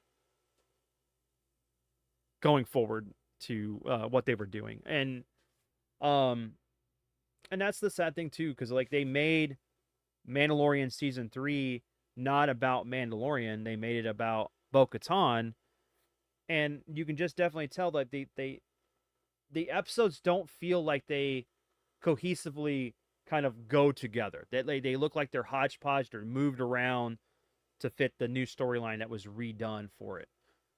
Uh, what's up, Jose? Hey, Vinny. Let me see. Let me read this real quick. Hold on. Let me see. Tylord asked, do you think Disney will ever be good again? I hope they do. They have to. I mean, if not, they're just going to be a dying breed. You can't just keep doubling down on what you're doing to these franchises and expect to be profitable. I want 10 more Star Wars shows, all of with lesbians. Tyler. Vinny says he hopes that Moana 2 will be decent. I do too. I enjoyed that. Let me see. Jose showed up. Let me see. Vin Lord. We're gonna pre-order the new Fatal Fury. Are you gonna pre-order? Yes, I am pre-ordering that. Jose, ask Vince about the new Star Wars shows. Oh, all right. Let me roll up my sleeves and ask real quick, Tylord. And then he said, "Howdy, Ryan and Vince." Okay. So, but yeah, I mean it just like, and then Kenobi was bad, really, really bad. Uh, I see. I'm like the kind of guy though. I will. For me, like I'm fine with it. I love the original trilogy.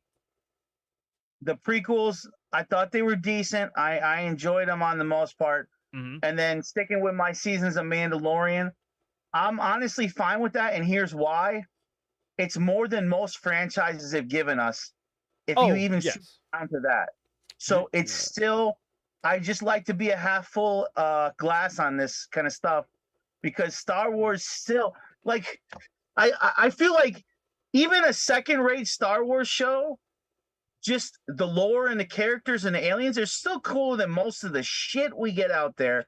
So you know what? I'm all right with it. It's like I'll take that over the rest of the crap out there. So I'm fine with, I'm gonna take my, like I said, my original trilogy, the prequels, and some Mandalorian seasons, and I'm gonna be like, you know what? I really enjoyed that stuff. And the rest of the stuff that I didn't, so what? I get that. I do. I mean, the magic of like Star Wars is that it works on so many different mediums and so many different levels. And like, if you want to, you could, there's role playing books out there. You can literally tell your own stories with your friends and just live whatever adventures you want to, and like continue that on through your head canon.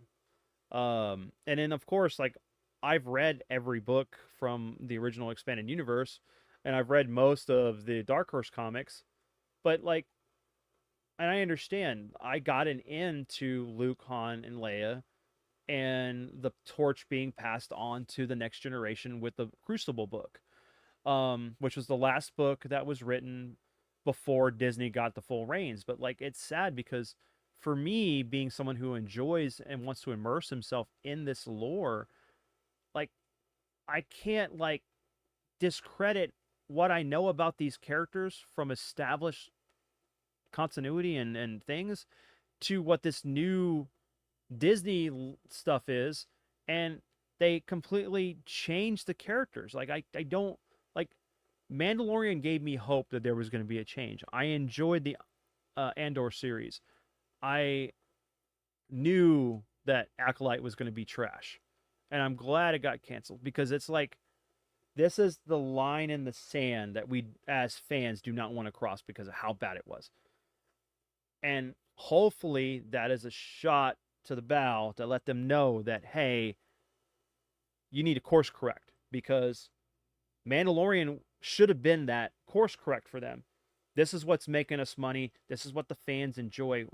We need to double down on this instead of doubling down on the message or what they were trying to do with everything else. And it's disheartening because I want to look forward to new Star Wars stuff, but if Disney's going to continue to make crap with the books, the video games, I mean, I don't get me wrong, I enjoyed Jedi Survivor and Fallen Order, but I have no interest in Outlaws at all. I mean, it's I think it would be really cool too to, because we showed our full collections pretty much. I mean, mhm. well, not everything, but what we could. Yeah, And I'd like to. I think it would be interesting in the comments, the live chat now or later, whenever.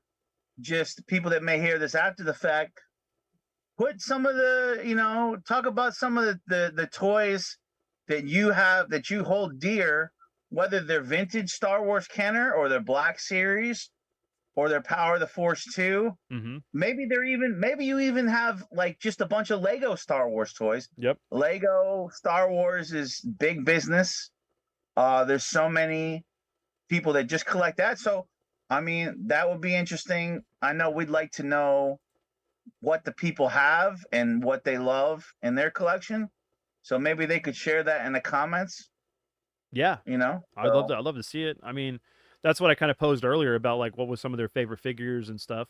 I'd even love to know like what are some of your favorite stories or the video games you've played in Star Wars. Um, I think the thing is that we as fans need to be more vocal about how we feel about stuff. We some can. people just collect the Funkos too. Oh yeah, yeah, definitely. I mean, Some people just have the Star Wars Funkos. there's the micro machines. You got the mini fleet stuff. You have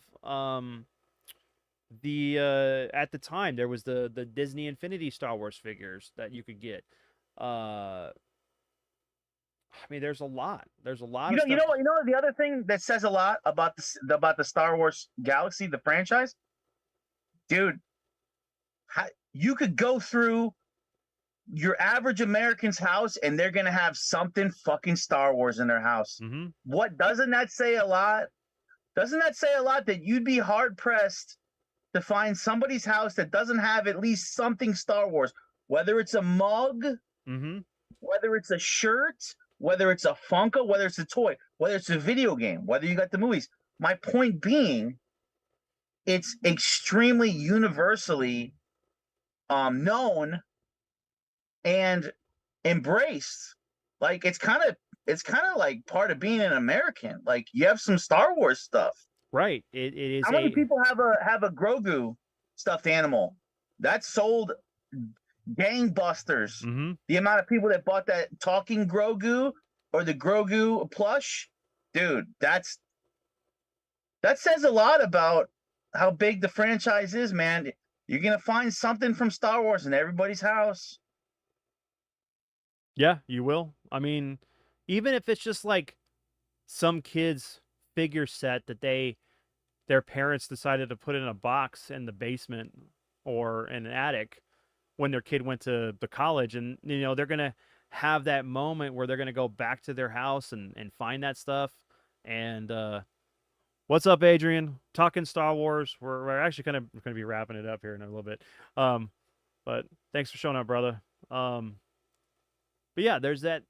I mean, that's what's going to be cool about like this stuff. It's like it's going to be passed down to my son. Yeah, if you were gonna put in a time capsule, things that people remember about pop culture, fucking Darth Vader's probably gonna be in there, man. That's extremely huge pop culture iconic thing. Yeah, Yoda. Yep. I mean, there's like Grogu, you can't Yoda, say that and about everything. You can't say that about a lot of other shows and toy lines. That wouldn't be in the time capsule. Other shows, it wouldn't be in there. This is so big. It is, and that's. I'd love to look at the box office. I wish we had that number of just every dollar that the Star Wars movies and toys and everything is generated. obviously it's billions and billions, as Trump would say, billions and billions. Okay, bigly huge billions. Okay, so many billions, but really sold a lot. Oh yeah, but it's like I remember. It's sad too because like I remember walking into Toys R Us and just seeing so many toys, and then sometimes you would just see the shelf warmers. You see them at Toys R Us. I mean, at Walmart and Target now. Um, and it's just I hope that and pray that they can figure out how to properly execute what they need to do for these shows and films and these games going forward for the next future generations. And those of us that have enjoyed it for 4 decades, you know, um, and hopefully more. But it's all depends on them because they have everything in their pocket right now. I don't know, man. I hope for the best, but it scares the hell out of me that my favorite series of all time is just not getting the love it's going to get, and it's going to die. And it's like I'm going to have to say goodbye to this stuff because I'm not going to say goodbye to it. Like I love this. This stuff is not going to change. How I collect for Star Wars is not going to change. But the joy of having something new that like how Mandalorian was that resonates the same way that the original trilogy and the prequels did, I it kind of hurts. I wanted to do that. I don't want to watch my childhood characters that I enjoy and love be ruined just so they can add new characters in that no one cares about. You can write good characters. You can include whatever like diversity and inclusion or like if you wanted to have them be a certain way like sexually, you can write good stories with these characters. Don't force it in there. It's like don't put the freaking circle in the square hole. It doesn't fit. Just freaking make it right. Like I don't care. Like one of my favorite characters is Lando. Fucking love Lando. I love Billy D. Williams. It's a fucking awesome dude. And it's like even got to talk to him like a decade ago and stuff talking about Star Wars. It was awesome at Comic Palooza. And but it's just it sucks. Like I don't have the joy that I should for the brand I love the most. And that's disheartening. But don't lose hope. In true Star Wars fashion, don't lose hope. You're right. And that's the thing. I don't need to be Luke of the sequel trilogy. I need to be Luke of the original trilogy. Yeah, you're right now, Vince, you're Luke, and you can't lift that. You can't lift the ship. Yeah. And Yoda's saying you can't. You can do. You know what I mean? You're saying you can't. It can't be done. It can. We got to remain hopeful. Hope's all we got sometimes. Well, and that's the only thing we can do. For one, stay passionate about what we love, but also call out the bullshit nonsense that happens around the products we love. And, speak with your wallet, speak with your eyes, If you don't like something that's being done with a brand you enjoy, don't watch it, don't buy it. And like it doesn't hurt you for your love for this stuff, and it doesn't really hurt the brand, but it is a message to the brand to, hey, we need to make a change because our fans aren't liking this. And a lot of people need to be vocal about it. There's people that just love Star Wars and then they don't care what it is. They'll just eat it depending. And like I've made that joke before, they'll eat that shit covered Star Wars C-3POs. Think, oh my god, it's Star Wars, but it tastes like shit, but it's Star Wars. Like, come on. I mean, yeah, I just like you can be critical of things you love. And you should. And don't be afraid to talk to fans and your friends about this shit because we enjoy this stuff. You may have an argument with somebody about, hey, well, I like this and I don't like this and blah blah blah, and it's like, yeah, but you're still fans. You can still talk about the things you enjoy. That Ghostbusters with the SNL cast, I mean, that could have killed Ghostbusters. You know what? But we held out hope. Ivan Reitman's son, got passed the torch. The movies have been pretty good under him. It's like there's always that second wind, with these great franchises.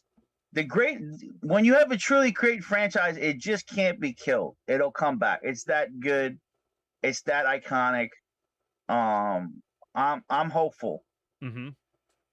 I am too. I mean, you're right on that, man. I couldn't get past the first 10 minutes of that Ghostbusters movie. I mean, like, you're Yeah. championing this movie for little girls. Like, this is the The Ghostbusters for only little thing, girls. the only And thing was Slimer looked kind of good.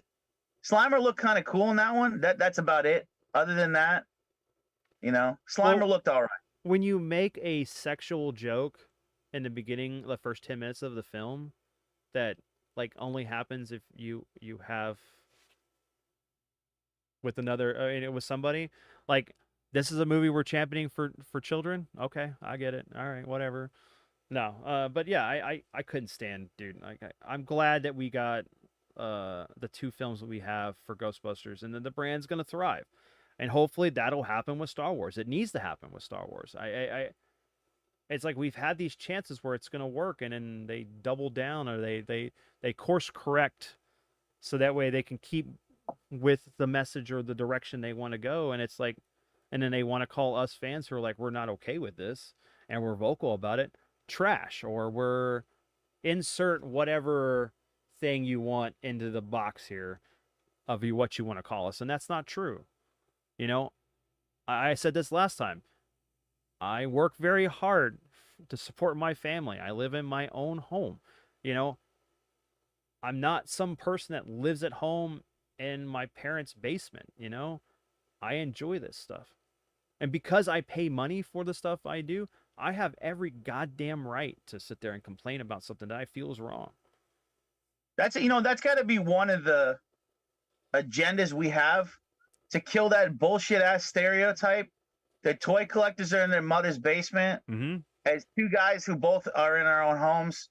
I'm sick of that fucking stereotype, and I'm ready to fight to the death to kill that stereotype off. I'm over it with that. And you know what? If anything, toy sales have shown the kick-ass NECA toy sales they've had, and just the term adult collector is so well versed now that everybody knows these are adult collector figures. I mean, the tides have turned on that, and I mean, I think we're laughing at the people that used to say that now, that those are Oh yeah. just basement dwellers, toy collectors, and they should be put away in a closet and never seen. That just ain't the case. Proudly display your shit. Whatever makes you happy, embrace it, and don't let any chodes out there tell you that that's for little kids or it's for basement dwellers, because it just ain't. Yeah, no. We have so much going on our plates from day to day. Work, political nonsense, hate, struggling with like money, relationship issues, whatever. You name it, it's something we all deal with. No, we may not all deal with it at the same time, but we're all going through something. And It's like, plus, what's the difference too? Like, let's talk, just to say this out there too. Toys are toys. Some other guy gets a jet ski, motorcycles, ATVs. It's all fucking toys, bro. Yep. Hey, it's all toys. Some guys and girls sleep with different, the men and women. So what? It's still people have that whole thing where it's like they collect that. Well, I mean, people out there collect guns like they're toys, dude. Oh yeah, these guys that have like 50 guns in their house. It's another form of toys, dude. I don't get. Come at me, because it's just toys. Yep. It's all toys. It all is toys. Collecting is collecting, no matter what it is. You can't hate the player for the game.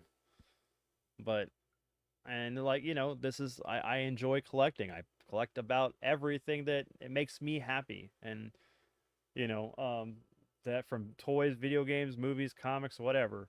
And I will always be a champion for that stuff, and for people that and video games turn the corner on that too. So I'm gonna help to try to drive that home for toys too. They're both turning the corner on wide acceptance, and it's not for It's not just for kids, and it's fine to collect, and it doesn't mean you live with your mother. Yeah. No. We're well past the whole bullying, like you're a jock, or you're a kid, a nerd, and being swirled or whatever from by a jock, or just because of what you enjoy or how you are. Screw that, man. Yeah. I don't know, but And remember to tell anybody that is watching, you got to look at the thumbnail and put oh in yeah, the yeah, in the comments if you can spot the Easter egg for what next week's episode is going to be about. yeah. So we did put an Easter egg in the thumbnail for what brand we're gonna be talking about next. That way we will get you hyped up and everything. But yeah, we hope you guys enjoyed this discussion. Ryan, this has always been good, man. I'm enjoying this so far. I'm looking forward to Yeah, same next week's here. discussion. So, if there's a brand you want us to talk about, put it in the chat. If there's just a collection topic, whatever. I mean, like, as long as it fits within what we're doing and discussing, let us know in the description below. So we can literally totally bring it up and talk about it, because we're down for it. But in the meantime, guys, I really do appreciate this. Ryan, thank you, sir. Um, Jose, Edwin, thanks, guys. Ty Lord, I know you're still here. Jason, if you haven't fallen asleep. Let's see who else. My buddy Adrian, Vinny came through. We had Henny come through. We had Arias come through. This was fun, guys, and look forward to next week's episode. It's going to be another blast. We're going to get right into it and talk about some good stuff, good memories. But in the meantime, everyone have a good one. Catch you later. Later.